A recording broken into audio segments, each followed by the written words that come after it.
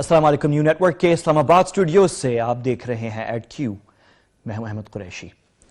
پی ایس ایل کا لاہور سے اور پھر لاہور کا عراق سے کیا تعلق ہے؟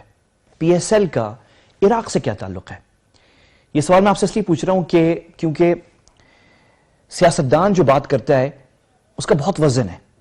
سیاستدان جو ہے اس کی بات کو سنتے ہوئے صرف ملک کے اندر لوگ نہیں بلکہ ملک کے باہر جو ہیں امپورٹنٹ شخصیات اپنے فیصلے جو ہیں سیاستدان کی زبان سے جو بیان نکلا ہے اس کو وزن کر کے پھر وہ اپنا فیصلہ کرتے ہیں. اور یہ ہوا کل اور پرسوں. آپ نے دیکھا کہ 2-3 فورن کھلاڑی پی ایس ایل میں انہوں نے حوالہ دیا باقاعدہ تحریک انصاف کے چیئرمین عمران خان صاحب کی سٹیٹمنٹس کا پی ایس ایل کے حوالے سے اور سیکیورٹی سچویشن کے حوالے سے لاہور میں. اور ان کا فیصلہ یہ تھا کہ یہ ورتھ نہیں ہے کہ ہم اپنی زندگی خطرے میں ڈالیں ایک سپورٹس ایک ایونٹ کے لیے. ہم نہیں جا رہے, ہم معافی مانگتے ہیں اپنے فینس سے. تو سیاستدان کی بات میں بڑا وزن ہوتا ہے. جب عمران خان صاحب نے یہ بیان دیا کہ فائنل لاہور میں کرانا بیوقوفی ہے, کرفیو لگا کر تو عراق میں بھی میچ ہو سکتے ہیں, تو ایک طرح سے آپ نے پاکستان کی کمپیریزن عراق سے کر دی. جب میں نے عمران خان صاحب, اور میں نے آپ کو جیسے بتایا عمران خان صاحب جب یہ بات کر رہے ہیں, جب پاکستان کو پی ایس ایل فائنل کے حوالے سے پاکستان کا موازنہ عراق سے کر دیتے ہیں, تو اس بات کی بڑی وزن ہے کیونکہ وہ نہ صرف پاکستان کے سابق کپتان رہ چکے ہیں, وہ پاکستان کی کرکٹ کی تاریخ کے ہیرو بھی ہیں, اور پاکستان کی دوسری سب سے بڑی سیاسی جماعت کے جو ابھری ہے 2013 کے انتخابات میں اس کے صدر بھی ہیں. تو جب وہ پاکستان کا موازنہ عراق سے کر رہے ہیں تو وہ ایک فورن کھلاڑی جو بیٹھا ہوا ہے دبئی میں وہ بھی پھر موازنہ پاکستان کا عراق سے کرے گا. تو جب یہ بات ہوئی تو میں نے بھی کہا کہ چلیں یہ کہاں عمران خان صاحب سے پہلے کس نے پاکستان کا موازنہ عراق سے کیا, کیونکہ پاکستان عراق نہیں ہے اور عراق پاکستان نہیں ہے. ہماری کنڈیشن ہماری سچویشن عراق سے, اللہ جو ہے عراقیوں کی مدد کرے, بہت برے وقت سے وہ گزرے ہیں, لیکن ہم عراق نہیں ہیں, ہم بھی بہت برے وقت سے گزرے ہیں لیکن ہم نے اپنے آپ کو سنبھالا ہے. تو کس نے پاکستان کا موازنہ عمران خان صاحب سے پہلے عراق سے کیا تھا؟ تو میں نے تھوڑی سی سرچ کی, مجھے یاد آیا کہ 2010 میں نیوز ویک میگزین نے, جس کا کور جو ہے آپ میرے پلازما پہ دیکھ رہے ہیں اس وقت, نیوز ویک میگزین نے کہا یہ کہ دنیا میں جو سب سے خطرناک ملک ہے, the most dangerous country in the world, وہ عراق نہیں ہے, وہ پاکستان ہے. یہ سن 2010 کی بات ہے. اور جس وقت انہوں نے یہ نیوز ویک نے یہ پبلش کیا تھا یہ کور, تو یہ ہو سکتا ہے کہ یہ 2007 کا ہے, یہ 2007 کا ہم نے جو سرچ کیا 2010 کا بھی ڈیٹ اس پہ آ رہی ہے, جو بھی ہے. نیوز ویک نے کہا کہ دنیا کا سب سے خطرناک ملک جو ہے وہ عراق نہیں ہے, اور حالانکہ کتنا برا حال ہے عراق کا, روز وہاں پہ 10 دھماکے ہو رہے تھے, لیکن عراق دنیا کا سب سے خطرناک ملک نہیں ہے, پاکستان ہے. وہی بات 7 سال بعد پاکستان کی دوسری سب سے بڑی سیاسی جماعت کے جو لیڈر چیئرمین ہے عمران خان صاحب نے کہا کہ میچز لاہور میں کرانا بیوقوفی ہے, خطرناک سیکیورٹی سچویشن پیدا ہو سکتی ہے, کچھ ہو سکتا ہے, اور کرفیو لگا کر تو عراق میں بھی میچز کر سکتے ہیں. آپ نے لوگوں کے ذہنوں میں, یا کم از کم وہ جو غیر ملکی کھلاڑی تھے ان کے ذہن میں آپ نے ڈال دیا کہ پاکستان جو ہے وہ عراق سے بہتر نہیں ہے, عراق ہی کی طرح ہے. تو یعنی لاہور میں کرانا کرفیو لگا کر بالکل عراق میں کرفیو لگا کر بھی ہو سکتا ہے, بات ایک ہی ہے. تو میں نے تھوڑی سی ریسرچ کی کہ دنیا میں بڑے بڑے انٹرنیشنل ایونٹ ہوتے ہیں اور دہشت گردی دنیا بھر میں پھیلی ہوئی ہے, تو کیا باقی جو ممالک میں بڑے بڑے انٹرنیشنل ایونٹ ہوتے ہیں وہ سیکیورٹی لاک ڈاؤن میں نہیں ہوتے؟ اور کیا عمران خان صاحب صحیح ہیں؟ کیونکہ عمران خان صاحب کپتان رہ چکے ہیں, انہوں نے سپورٹنگ ایونٹس دیکھے ہیں, انڈیا میں دیکھے ہیں, دبئی میں دیکھے ہیں, سری لنکا میں دیکھے ہیں, دنیا بھر میں دیکھے ہیں, لندن میں دیکھے ہیں, تو ان کی بات میں وزن ہے عمران خان صاحب. تو تھوڑا سی میری ٹیم نے ریسرچ کیا, اور ریسرچ میں آپ خود فیصلہ کریں, ریسرچ میری ٹیم نے کیا ہے.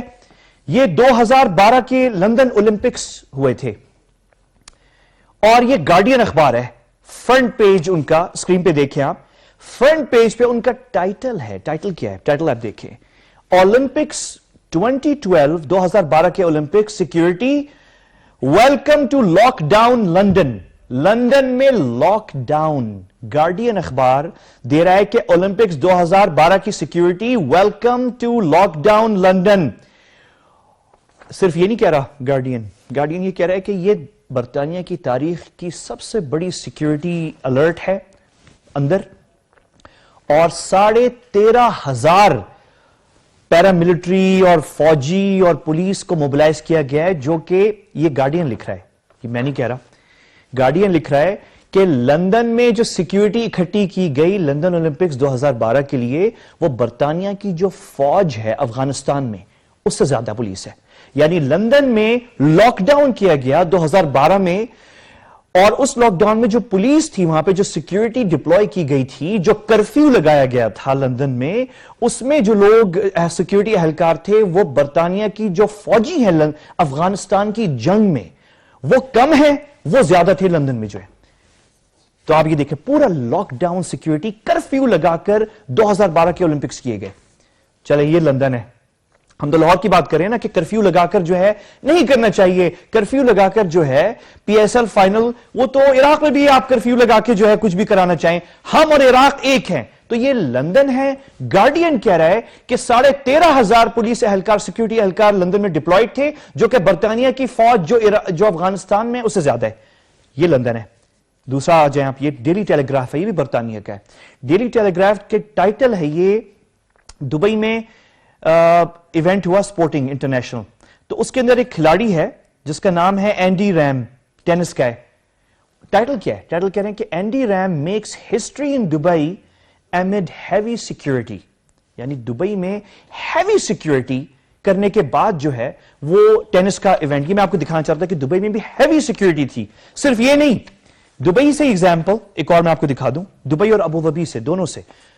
سب مانتے ہیں نا کہ دبئی اور ابوظبی انٹرنیشنل سٹیز ہیں, تو کیا وہ بھی جب سپورٹنگ ایونٹ کرتے ہیں تو وہ کرفیو لگا کے نہیں کرتے؟ کیا کرتے ہیں, لاک ڈاؤن ہوتا ہے. یہ نیشنل ہے جو کہ بڑا انگریزی کا اخبار ہے دبئی کا, ان کی ٹائٹل دیکھیں آپ, وہ دکھا رہے ہیں اسپیکٹیٹر, تصویر لگائی ہوئی ہے انہوں نے, میچ ہو رہا ہے میرے خیال میں کرکٹ میچ ہے شاید یہ, اور وہ کہہ رہے ہیں security turns Dubai and Abu Dhabi into fortresses. غور کریں آپ, security turns Dubai and Abu Dhabi into fortresses. تو دبئی اور ابوظبی کو کرفیو کیا, ان کو تو ایک گیرزن بنا دیا, ایک عسکری کیمپ بنا دیا دبئی اور ابوظبی کو اس ایونٹ کے لیے. کون سا ایونٹ تھا یہ؟ دا زائد کرکٹ اسٹیڈیم اور دبئی سپورٹ سٹی میں یہ ہوا تھا. یہ ایونٹ تھا, میچ تھا international series between Pakistan and South Africa. سوچیں آپ, پاکستان ساؤتھ افریقہ کا سیریز تھا اس میں, اور 2 جگہ پہ ہوا ہے, دبئی میں ہوا ہے اور ابوظبی میں ہوا ہے, اور فورٹریسز بنا دی گئی, گیرزن, ان کو ملٹری کیمپ بیس بنا دیا گیا. اتنی سیکیورٹی تھی. تو لاہور میں بھی ہے سیکیورٹی, تو اس میں کیا غلط چیز ہے؟ تو یہ عمران خان صاحب نے جو موازنہ کیا ہے پاکستان کا عراق کے ساتھ, یہ بالکل غلط تھا, ٹوٹلی رانگ. اچھا, عمران خان صاحب جو ایک سیاسی لیڈر ہیں, تو ان کی جو ریزننگ ہے, اب سیاستدان, اب دیکھیں نا کتنا وزن ہوتا ہے سیاستدان کی بات میں. اور عمران خان صاحب نے ٹویٹس کی اور کہا کہ لاہور میں سیکیورٹی خطرہ ہے, ہم جو ہے عراق کی طرح ہیں, عراق میں بھی کرفیو آپ لگا کے میچ کر لیں, تو پاکستان لاہور میں بھی ہو رہا ہے, تو یہ تو غلط ہے, نہیں ہونا چاہیے, کچھ ہو جائے گا. اور میں نے آپ کو بھی دکھا دیا 3 بڑے ایگزامپل, ابوظبی سے, دبئی سے, لندن سے. لاک ڈاؤن دبئی کے اندر 13,500, لندن میں 13,500 وہاں کی سیکیورٹی اہلکار, جو کہ ان کی فوج جو افغانستان میں ہے وہ کم ہے, زیادہ اہلکار وہاں لندن میں تھے اولمپکس کے لیے. اچھا, بڑے سیاستدان جو ہے ریزننگ, عمران خان صاحب کی کیا ریزننگ تھی, کیوں وہ اتنی انہوں نے مخالفت کی؟ اب ان کے لیے مشکل ہو گیا ہے, تنہا ہو گئے عمران خان صاحب. ساری ملک کی قیادت, اپوزیشن, چیف منسٹرز, سب نے پہنچنا ہے کل لاہور, اور انشاءاللہ جو ہے خیر اور عافیت سے جو ہے یہ ایونٹ ہوگا. اور یہ بہترین جواب ہے. جواب کیوں ہے وہ اس پہ میں آتا ہوں ابھی, لیکن عمران خان صاحب دیکھیں وہ بھی کوئی چھوٹے آدمی تو نہیں ہے, ان کی بھی ایک ریزننگ ہے, لاجک ہے. 3 لاجک عمران خان صاحب نے دی کہ یہ لاہور میں فائنل نہیں ہونا چاہیے. پہلی کیا تھی کہ یہ آپ ٹویٹ کی پہلی دیکھیں کہ match played under a tight security ring around the stadium will exaggerate Pakistan security issue. یہ ایگزیجریٹڈ ہوگا, اتنی سیکورٹی ڈالنا. اس کا جواب تو میں نے آپ کو دکھا دیا کہ لندن میں جو ہے جو پولیس لگائی گئی تھی اولمپک کے لیے 2012 میں, وہ ان کی فوج جو افغانستان میں اس سے زیادہ ہے. تو پہلی ان کی عمران خان صاحب کی لاجک یہ تھی. دوسری لاجک یہ تھی کہ خدا نخواستہ کچھ ہو گیا تو آئندہ 10 سال کے لیے کوئی سپورٹس یہاں پہ نہیں آئے گا, تو یہ بات تو ابو ظبی دبئی میں بھی ہو سکتا ہے، لیکن وہاں پہ بھی سیکیورٹی لاک ڈاؤن، ابو ظبی میں بھی، دبئی میں بھی اور لندن میں بھی. اور تیسری ریزننگ عمران خان صاحب نے دی تھی وہ یہ تھی کہ مجھ سے زیادہ کوئی نہیں چاہتا کہ پاکستان میں انٹرنیشنل ایونٹس واپس آئیں اور انٹرنیشنل کرکٹ واپس آئے، لیکن پی ایس ایل فائنل لاہور میں کرنا بڑے رسک ہوگا، اس کا خطرہ بہت ہے اور نو بینیفٹ ایٹ آل. اچھا، ایک بڑا سیاسی لیڈر اب یہاں پہ بلنڈر ہوا ہے کیونکہ بینیفٹ اس کا ہے. کیوں نہیں ہے بینیفٹ؟ بھارت جو ہے، کس کو نہیں معلوم کہ بھارت کی پوری کوشش ہے کہ انٹرنیشنل پلیئرز پاکستان نہیں آئے اور وہ انڈین آئی پی ایل میں صرف جائیں اور پاکستان فیلڈ اسٹیٹ ہو. اور میرے علاوہ بہت سارے اینکرز، بہت سارے لوگ آلریڈی یہ بات کر رہے تھے جب پی ایس ایل شروع ہو گیا تھا لانچ دبئی میں. ہم سب نے کہا تھا کہ ہم خود پیشن گوئی کر رہے ہیں کہ بھارت نے دھماکے شروع کرنے، اور ہوا. جیسے جیسے قریب آ گیا فائنل، دھماکے شروع ہو گئے اور پھر اچانک سے بڑھ گئے. اسیسینیشن صحافیوں کی ہوئی کراچی میں، کوئٹہ ہوا، مردان ہوا، پشاور ہوا، لاہور ہوا اور سیون شریف ہوا. تو یہ ساری چیزیں سب کو معلوم تھا یہ چیزیں. تو عمران خان صاحب جو ہے اس معاملے میں، پی ایس ایل کے معاملے میں جو ہے وہ مطلب غلط ثابت ہو گئے اور مہنگی بھی پڑ گئی انہیں. اب اگر کل وہ جاتے ہیں، اٹینڈ کرتے ہیں پی ایس ایل فائنل اور ان کو وی آئی پی ٹکٹ ایشو بھی ہو چکی ہے، تو اس کے لیے اچھی بات ہوگی، جانا چاہیے انہیں، میرا تو خیال ہے جانا چاہیے. لیکن سیاسی طور پہ اتنی مخالفت کرنے کے بعد مطلب ان کی جو مخالفین ہیں وہ پھر ان کے خلاف جو باتیں اگلے پورے ہفتے ہوں گی وہ ہم سب دیکھیں گے. تو یہ بڑا مسئلہ، مشکل فیصلہ ہو گیا عمران خان صاحب کے لیے. لیکن اب انہوں نے ایک فیصلہ اتنا اہم انٹرنیشنل، مطلب اس کی بڑی اہمیت ہے کہ ہم سیکیورٹی لگا کر بھی، اس میں کوئی حرج نہیں ہے کہ ہم کرفیو کریں، کرفیو لگائیں لاہور کے اندر. اور کرفیو تو خیر نہیں لگ رہا لیکن سیکیورٹی ٹائٹ ہے، اور میں نے آپ کو دکھا دیا لندن میں بھی ٹائٹ ہوتی ہے، ابو ظبی میں بھی ہوتی ہے، دبئی میں بھی ہوتی ہے، اور لاک ڈاؤن ہوتا ہے ان شہروں کا. تو اس میں کوئی حرج نہیں ہے. لیکن عمران خان صاحب، ایک نظر ڈالنی چاہیے عمران خان صاحب کی خارجہ پالیسی کے اوپر، کیونکہ وہ ٹویٹس، ایک تو یہ پی ایس ایل پہ آئی تھی، پی ایس ایل کے ساتھ جو ہے انہوں نے، مجھے یاد آیا کہ صرف پی ایس ایل پہ عمران خان صاحب صحیح نہیں تھے. عمران خان صاحب نے ٹویٹ کی تھی ٹریول بین کے اوپر بھی، جو ٹرمپ نے، صدر ٹرمپ امریکہ کے، ٹریول بین لگایا. 7 ممالک تھے اس کے اندر، اور عمران خان صاحب نے اچانک آ کے کہہ دیا کہ میں چاہتا ہوں کہ ٹریول بین میں پاکستان کو بھی شامل کیا جائے، اور ساتھ ساتھ امریکی صدر کو کرٹیسائز بھی کیا. شکر ہے کہ امریکی صدر نے اور امریکیوں نے ہمیں شامل نہیں کیا اس لسٹ میں. یہ تو بہت اچھی پازیٹیو بات ہے کہ ہم اس لسٹ میں نہیں ہیں. یہ تو ایک اقرار کیا جا رہا ہے، ریکگنائز کیا جا رہا ہے کہ پاکستان میں وہ حالات نہیں ہے کہ پاکستان کو ٹریول بیل ان 7 لسٹ میں ڈالا جائے. اب وہ لسٹ صحیح ہے غلط ہے وہ دوسری بات ہے، لیکن یہ پازیٹیو بات تھی. تو یہ ایک بات تھی جو عمران خان صاحب نے کہی. اچھا، اس کے بعد جو ہے انہوں نے کہا کہ ایران نے اناؤنس کیا تھا کہ کیونکہ ایران کو بھی ڈالا ہے ان 7 ممالک کے اندر، تو ایران میں ایک انٹرنیشنل ریسلنگ چیمپئن شپ ہو رہی تھی، تو انہوں نے اناؤنس کیا کہ جو امریکہ کی ٹیم ہے اس کو بھی ہم ویزا جاری نہیں کریں گے. اس کو عمران خان صاحب نے کہا کہ دیکھیں یہ ایران نے کیا ہے، ہمیں بھی یہ کرنا چاہیے. اب سوال یہ اٹھا تھا کہ امریکہ نے ہمیں تو ڈالا نہیں ہے لسٹ میں، تو ہم کیوں امریکیوں کے ویزے بند کریں؟ یہ تو اچھی بات ہے کہ امریکی ہمیں ریکگنائز کر رہے ہیں کہ ہم خطرناک ملک نہیں ہے، ہمیں نہیں ڈالتے. اچھا، پھر عمران خان صاحب نے کہا کہ نہیں، لیکن ایران نے جو ہے دیکھیں کس گٹس کا مظاہرہ کیا ہے، ایک شجاعت کا مظاہرہ کیا ہے، اور انہوں نے جو ہے امریکی ویزے، جو ان کی جو ٹیم ہے امریکہ کی جو اس نے ایران آنا تھا اس ریسلنگ میچ میں، ان کے ویزے ڈکلائن کر دیے، ریفیوز کر دیے، جو کہ اچھی بات تھی. لیکن ایران نے جو ہے 1-2 یا 3 ہفتے بعد جو ہے وہ ویزے بحال کر دیے، ان کے ویزے بحال ہو گئے تھے. اور اس کے بعد ایک اور بھی چیز ہوئی بڑی مزیدار. اس کے بعد جو ہے پھر عمران خان صاحب نے ایک اور ٹویٹ کی. ایک فورن فلم کیٹیگری کے اندر آسکر جب ڈسٹریبیوٹ ہو رہے تھے تو ایک ایرانی ڈائریکٹر کو، جیسے کہ ہماری شرمین عبید چنوئی کو ملا تھا، اسی طرح اسی کیٹیگری کے اندر ایران کے ایک ڈائریکٹر کو آسکر ملا. ایران کے ڈائریکٹر نے احتجاج میں نہیں گئے وہ وصول کرنے اپنا.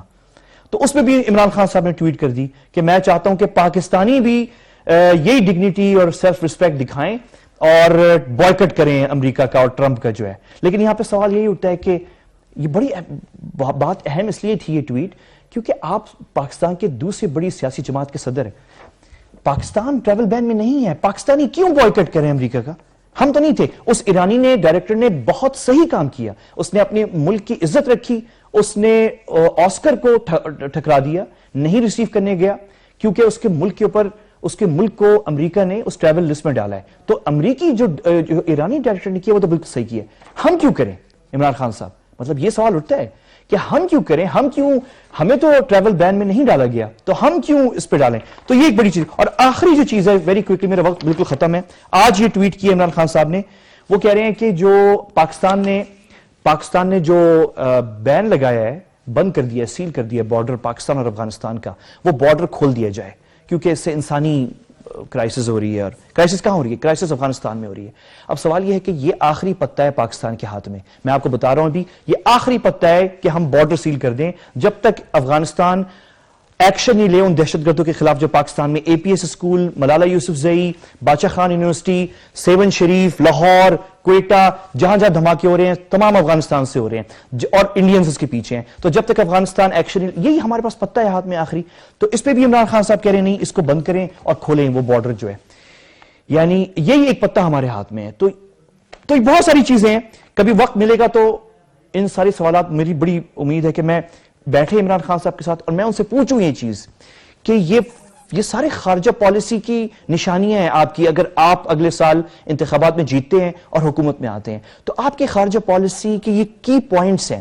پی ایس L, international supporting event Pakistan میں نہیں ہونا, ٹریول بین میں ہم نہیں ہیں لیکن پھر بھی ہم امریکہ کے خلاف ہو جائیں اس معاملے پہ جس میں ہم ہیں نہیں, پھر افغانستان کے خلاف ہمارے پاس ایک پتہ ہاتھ میں ہے تو وہ پتہ بھی ہم پھینک دیں, اور اس طرح کی باتیں ہیں. تو بڑی انٹرسٹنگ چیزیں ہیں. بہرحال پی ایس ایل فائنل ہو رہا ہے اور لاہور میں انشاءاللہ بہترین طریقے سے ہوگا, اور یہ ثابت کرے گا کہ انٹرنیشنل سپورٹنگ ایونٹ پاکستان میں واپس آ سکتے ہیں. اور یہ ایک اور چیز ثابت کرے گا کہ بھارت جو ہے پیسے خرچ کرنے کے باوجود انڈین ٹیررزم جو ہے ہیز فیلڈ. وقفے کے بعد ملتے ہیں, میرے ساتھ رہیے گا, ایک انٹرسٹنگ سیگمنٹ ہے جو اگلا آ رہا ہے, اور وقفے کے بعد میں آپ سے ملتا ہوں.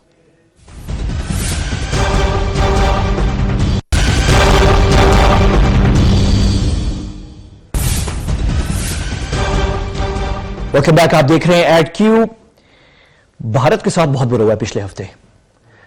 دنیا کے 10 اہم ممالک ہیں خطے کے, ان کے صدور پاکستان میں اکٹھے تھے اور ان میں انڈیا کا کوئی نہیں تھا. انڈیا بالکل تنہا تھا, انڈیا اکیلا تھا. پاکستان میں اور پاکستان کی دارالحکومت میں خطے کے بڑے ممالک, قازقستان جو کہ سینٹرل ایشیا کا سب سے بڑا رقبے کے لحاظ سے بڑا ملک ہے, نیوکلیئر چیزوں کے حوالے سے بہت سے معاملات میں جو ہیں, گیس پائپ لائن اور گیس پالیٹکس اور آئل ڈرلنگ اور ان حوالوں سے اہم ملک ہے. قازقستان, ایران, افغانستان, ترکی, یہ سب کے صدور, اردوگان, حسن روحانی, یہ سب یہاں پر تھے اسلام آباد میں. کون نہیں تھا؟ نریندر مودی یہاں نہیں تھا. تو اس سے ثابت ہوتا ہے کہ انڈیا آئسولیٹڈ ہے اس خطے کے اندر. آپ خود سوچیں کہ یہ سینٹرل ایشیا ہے اور ویسٹ ایشیا ہے اور ساؤتھ ایشیا ہے, اور ساؤتھ ایشیا کا بڑا ملک ہے انڈیا. انڈیا کی یہاں پہ جو آپ تصویر دیکھ رہے ہیں, یہ سارے صدور کھڑے ہوئے ہیں, انڈیا کا کوئی نمائندہ نہیں ہے. جبکہ یہاں پہ قازقستان بھی ہے, اذربائیجان بھی ہے, کرغز ریپبلک بھی ہے, تاجکستان بھی ہے, ایران بھی ہے, اذربائیجان, ترکی, ترکمانستان, ازبکستان, سب ہے, لیکن انڈیا نہیں ہے. تو انڈیا جو ہے وہ آئسولیٹڈ ہے, یہ ثابت ہے. اور اگر میرے خیال میں یہ بہترین وقت ہے کہ انڈین میڈیا جو ہے اس وقت اب نریندر مودی سے سوال کرنا شروع کر دے, کیونکہ یہ آپ دیکھ رہے ہیں کہ جب اتنے سارے خطے کے ممالک اکٹھے ہو جائیں اور سب موجود ہیں, بس ایک انڈیا نہیں ہے, تو اس کا مطلب یہ ہے کہ انڈیا آئسولیٹڈ ہے. تو یہ ثابت ہو گیا. تو یہ بہت بڑی کامیابی ہے پاکستانی ڈپلومیسی کے لیے کہ ایک ہم نے پچھلے ہفتے یہ بڑا ایونٹ کروا دیا, اور کل جو ہے انٹرنیشنل سپورٹنگ ایونٹ پی ایس ایل کا فائنل پاکستان میں ہو رہا ہے, لاہور میں ہو رہا ہے. تو دو بڑی کامیابیاں. تو انڈیا از آئسولیٹڈ, یہ اب چیز کلیئر ہو چکی ہے, واضح ہو چکی ہے. اچھا, کیونکہ پی ایس ایل پہ فوکس ہے اور اس لیے میں نے آج پہلی دفعہ اپنے پروگرام کا پہلا سیگمنٹ جو ہے وہ 18 منٹ کا کیا ہے. اتنا لمبا میں کرتا نہیں ہوں, عام طور پہ ہم اپنے پروگرام میں نہیں کرتے. لیکن یہ جو ایونٹ ہوا ہے ایکو سمٹ جو تھی, اکنامک کوآپریشن آرگنائزیشن, یہ بہت اہم تھی. میں 2-3 کچھ چیزیں آپ سے شیئر کرنے جا رہا ہوں کیوں اس کی اہمیت ہے. پہلی, اس کی جو ایک اور بہت بڑی اہمیت ہے, جس طرح پی ایس ایل فائنل ایک علامت ہے اس بات کی کہ انٹرنیشنل سپورٹ واپس پاکستان آ رہی ہے, اسی طرح یہ ایونٹ جو ہوا ہے, اس ایونٹ نے, یہ جو ایکو سمٹ ہوئی تھی, اس نے ثابت کر دیا ہے کہ انٹرنیشنل اہم سیاسی ایونٹس جو ہوتے ہیں وہ پاکستان میں ہو سکتے ہیں. یہ کیوں اہم تھا دکھانا ہمیں؟ ہمارے لیے یہ اس لیے اہم دکھانا تھا کہ ابھی بھی world bank, international monetary fund, Asian development bank اور ان کی تمام جو ملاقاتیں ہوتی ہیں اسحاق ڈار صاحب کی ٹیم کے ساتھ اور وزارت خزانہ یا باقی جو لوگ ہیں جو ہماری اکانومی دیکھ رہے ہیں ان لوگوں کے ساتھ جب میٹنگز ہوتی ہیں تو عام طور پہ ورلڈ بینک، IMF اور یہ دوسرے جو ادارے ہیں مالیاتی ادارے جو عالمی ہیں یہ کہتے ہیں کہ ہم اسلام آباد یا کراچی نہیں آئیں گے، ہم جو ہے میٹنگز جو کریں گے وہ کہاں کریں گے؟ دبئی میں کریں گے، پاکستان میں ہم نہیں کر سکتے۔ تو ہم نے یہ ایونٹ کر کے ان کو صرف یہ نہیں دکھایا کہ انٹرنیشنل سیاسی ایونٹ ہم نے اسلام آباد میں کیا، ہم نے یہ بھی ان کو دکھایا ہے کہ دنیا کے 9 مطلب 10واں تو پاکستان خود تھا، تو 9 اہم صدور جو ہیں وہ پاکستان آتے ہیں، آ سکتے ہیں، ان کی سیکیورٹی بھی ناقابل وہ جو ہے تسخیر ہے، اور ہم نے جو ہے ثابت کر دیا کہ ان کی موجودگی میں یہاں پہ کوئی سیکیورٹی سچویشن پیدا نہیں ہوتی۔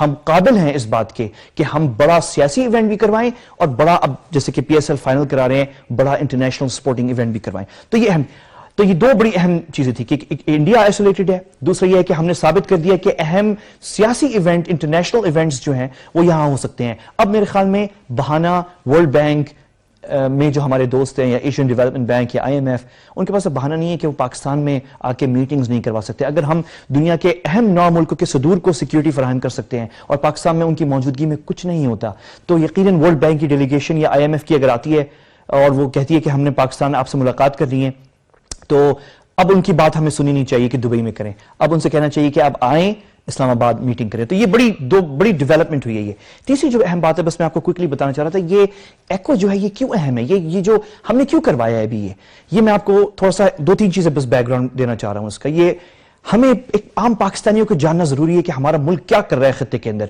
اگلے سیگمنٹ میں آپ کو دکھانا چاہ رہا ہوں کہ ہم مڈل ایسٹ اور گلف میں ہماری پاکستان کی پالیٹکس، پاکستان کی فورن پالیسی جو ہے بڑی مضبوط ہو رہی ہے، لیکن یہ جو ہمارے خطے میں ہم کرنے جا رہے ہیں، کیا کر رہے ہیں، یہ بہت بڑا انیشیٹو ہے پاکستانی ڈپلومیسی کا کہ ہم نے ان سارے 9 ممالک کو اکٹھا کر دیا CPEC کو سپورٹ کرنے کے لیے۔ ہم چین کو بھی دکھا رہے ہیں، آپ کو پتہ ہے چائنا جو ہے وہ بڑا پریشان تھا، یہ کیا ہو گیا ہے اچانک، یہ خطے کے اتنے سارے ممالک کیوں خلاف ہو رہے ہیں، کل بشر یدف پکڑا جا رہا ہے، ایران میں اس کا نیٹ ورک تھا، افغانستان کے اندر جو ہے وہ دہشت گردی وہاں سے آ رہی ہے، انڈیا آپ کا ویسے ہی خلاف ہے، یا آپ کے خطے کے ممالک کے ساتھ آپ کی کیوں نہیں بن رہی، کیا وجہ ہے؟ تو پاکستان نے یہ ایونٹ کروا کے ثابت کر دیا کہ پاکستان کی سفارتکاری میں، پاکستان کی ڈپلومیسی میں اتنی صلاحیت ہے کہ ہم دنیا کے اس خطے کے 9 اہم ممالک کے صدور کو سب کو یہاں لے کر آئیں اور اکٹھا کریں، اور ایک ہی پوائنٹ ایجنڈا تھا۔ یہ جو ان کو اکٹھا کیا گیا تھا، کچھ لوگ پوچھ رہے تھے کہ احمد بھائی یہ جو اس کا ڈکلیریشن فائنل نکلا ہے اس میں کشمیر کا ذکر نہیں ہے، تو میں ان سے کہتا ہوں دیکھیے یہ پاکستان نے جو بلایا ہے یہ اس کا صرف 1 پوائنٹ ایجنڈا ہے، اس میں کوئی سیاست ڈسکس نہیں ہوئی، اس میں صرف اکنامک فائدہ سب کا یہ ڈسکس ہوا ہے، سب کا اکنامک فائدہ، تو سب کا اکنامک فائدہ ڈسکس ہوا ہے اس کے اندر۔ اور اب دیکھیں نا کرغز صدر کی یہ میرے سامنے ہے ٹویٹ تھی، بلکہ یہ وزیر اعظم نواز شریف صاحب کے ساتھ کرغزستان کے صدر ملے اور انہوں نے نواز شریف صاحب سے یہ کہا کہ ہمارے ملک کو، کرغزستان کو براہ راست راستہ چاہیے جو لنک کرے صرف گوادر سے نہیں بلکہ کراچی، ہمیں آپ رسائی دیں کراچی تک اور گوادر تک۔ دیکھیں یہ ڈیولپمنٹ ہوئی ہے، تو ہم نے چین کو بھی ثابت کر دیا کہ ہم اہل ہیں اس بات کے، ہمارے اندر یہ صلاحیت ہے کہ ہم خطے کے ممالک کو اکٹھا کریں CPEC کے پیچھے اور CPEC کے سپورٹ میں، تو یہ بہت بڑی ڈیولپمنٹ ہوئی ہے۔ اس میں یہ جو ایکو ہے، آپ پاکستان کی سفارت کا، ہم بڑا انڈرسٹیمیٹ کرتے ہیں اپنے آپ کو اور اپنے ملک کو، پاکستان کی سفارتکاری دیکھیں، یہ ایکو جو ہے یہ تنظیم آج سے 20-25 سال پہلے بنی تھی 95 میں، اور یہ نہیں بلکہ یہ اس سے بھی پہلے بنی تھی جب شاہ رضا پہلوی ایران کے بادشاہ تھے، اور اس وقت جو ہے یہ تینوں ممالک پاکستان اور ایران اور ترکی، یہ تینوں حلیف ممالک تھے، اور تینوں اتفاق سے جو ہے امریکہ کے حلیف بھی تھے اور سوویت یونین کے خلاف تھے۔ اس وقت یہ 70s کی بات ہے، یہ ایکو کی شروعات ہوئی تھی، پھر ایران میں اسلامی انقلاب آ گیا، یہ تنظیم تقریباً ختم ہو گئی تھی، لیکن پھر پاکستان نے اس کو ریوائیو کیا تھا 1995 میں، یعنی ایران میں جو اسلامی انقلاب آیا اور رضا شاہ پہلوی جو ہیں وہ چلے گئے تھے، اس کے کوئی 6 سال بعد جو ہے پاکستان نے ریوائیو کیا اسے، اور اس وقت جو ہے تین ممالک تھے صرف، ترکی تھا، ایران تھا اور پاکستان. اس کے بعد میں پھر سینٹرل ایشیا کے ممالک جو ہیں وہ بھی شامل ہو گئے. اور لیکن اس کے باوجود پچھلے 15 سالوں میں یہ تنظیم تقریباً ڈیڈ ہو چکی تھی. بہت سارے ایشوز ہیں، افغانستان کے ایشوز ہیں، بہت سارے ایشوز تھے. سارے ممالک جو ہے اپنے اپنے مسائل میں بزی ہو گئے اور یہ تنظیم ڈیڈ ہو گئی تھی. آخری سمٹ اجلاس اس تنظیم کا، یعنی سربراہ لیول کا اجلاس جو ہے وہ 2012 میں ہوا تھا. 12 کے بعد اب 2017 میں 5 سال بعد پاکستان نے ان سب کو اکٹھا کیا ہے. اس پہ مزید بہت لمبی بات ہو سکتی ہے لیکن میں اس پہ بس یہیں ختم کرتا ہوں، کیونکہ یہ بڑی، جس طرح پی ایس ایل فائنل جو ہے انٹرنیشنل سپورٹنگ ایونٹ کو واپس پاکستان میں لے کر آ رہا ہے، اسی طرح یہ ایونٹ جو ایکو کا ہوا تھا سمٹ، یہ ثابت کرتا ہے کہ پاکستان اہل ہے کہ بڑے بڑے انٹرنیشنل سیاسی ایونٹس بھی پاکستان میں ہو سکتے ہیں. اور پہلے کی طرح وہ جو وفود آ رہے ہوتے تھے اور دبئی میں جا کے مل رہے ہوتے تھے ہم ان سے، وہ اب نہیں ہوگا. امید ہے کہ یہ چیز نہیں ہوگی. وقفہ لیتے ہیں، واپس آئیں گے اور پاکستان کی مشرق وسطیٰ میں واپسی اور اس میں ہمارا کردار پاکستان کا، بہت انٹرسٹنگ سیگمنٹ ہے. میرے ساتھ رہیے گا، وقفے کے بعد ملتے ہیں.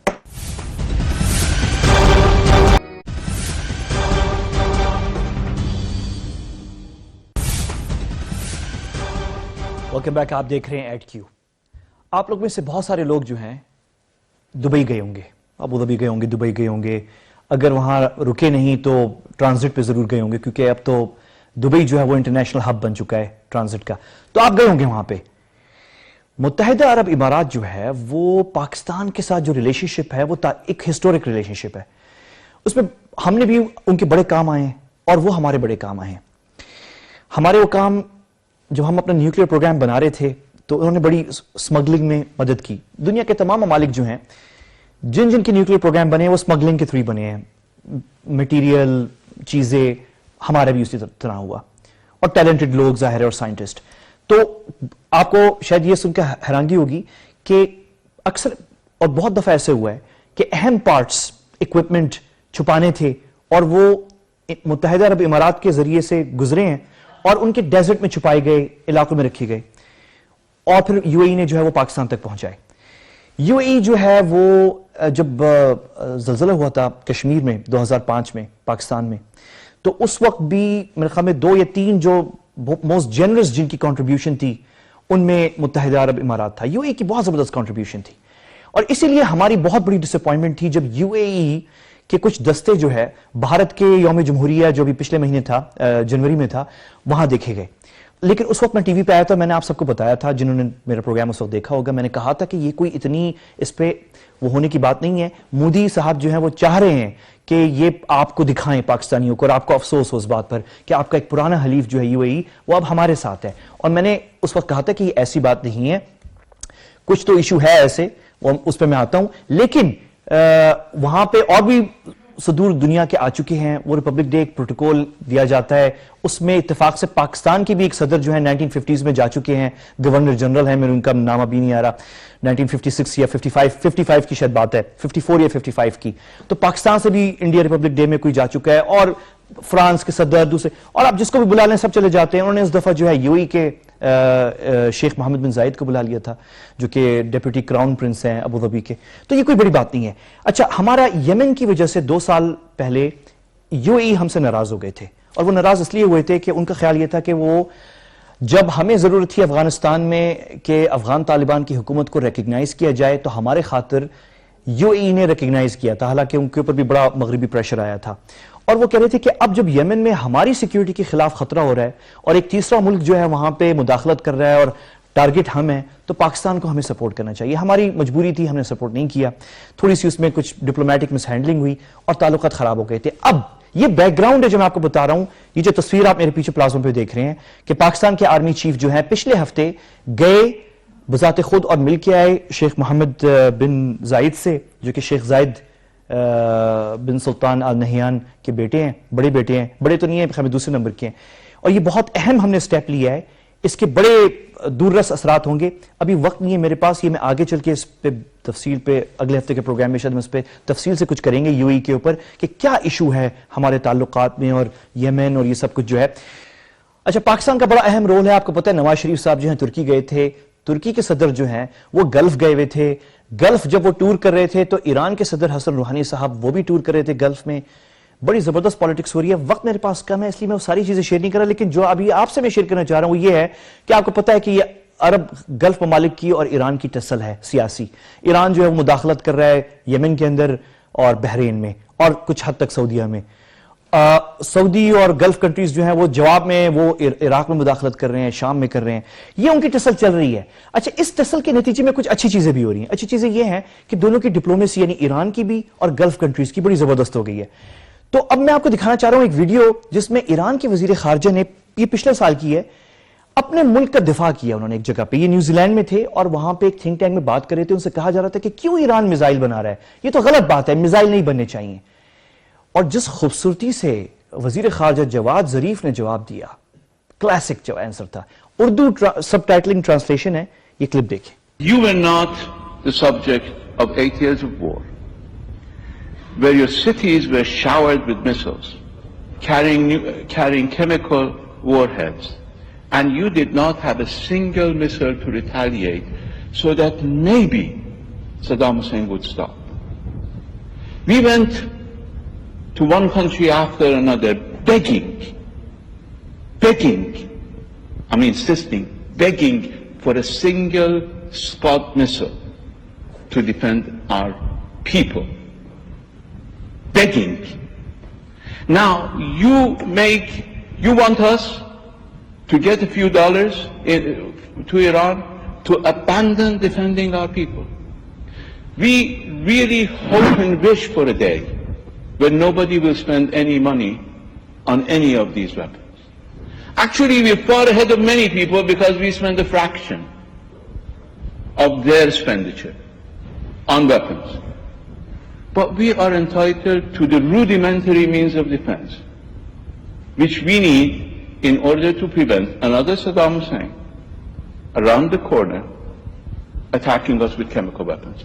Because the international community has failed miserably in protecting the Iranian people, in safeguarding international humanitarian law. अच्छा, जिस तरह जो है ईरानी वजीर खारजा जो है, ईरान ने एक जबरदस्त वजीर खारजा अपना लगाया है, अपॉइंट किया है, जवाद जरीफ, जो कि यूनिवर्सिटी प्रोफेसर थे, और आपने देखा इस क्लिप के अंदर क्या जबरदस्त उन्होंने जवाब दिया। इसी तरह सऊदी ने भी अपना वजीर खारजा बड़ा जबरदस्त लगाया है। उनका नाम है आदिल जुबैर, 2 या 3 जबानें बोलते हैं, इंग्लिश, जर्मन और 2-3। और ये एक और थिंक टैंक में वो भी कहीं मौजूद थे और उनसे दाइश के बारे में पूछा गया और उन्होंने क्या जबरदस्त जवाब दिया दाइश के हवाले से। देखिए आप, ये हम सबको देखना चाहिए क्योंकि ये दाइश का इल्जाम सारे मुसलमानों पे लगता है। सऊदी वजीर खारजा आदिल जुबैर ने क्या जवाब दिया, उर्दू सबटाइटलिंग के साथ देखें। Every religion has perverts and psychopaths who try to hijack it. ISIS is as much Islamic as the KKK is Christian. Don't they have a cross? Don't they do everything in the name of religion and Christ? Don't they believe that Christ compels them to lynch and kill people of African descent? Can one really say that the KKK is a Christian organization?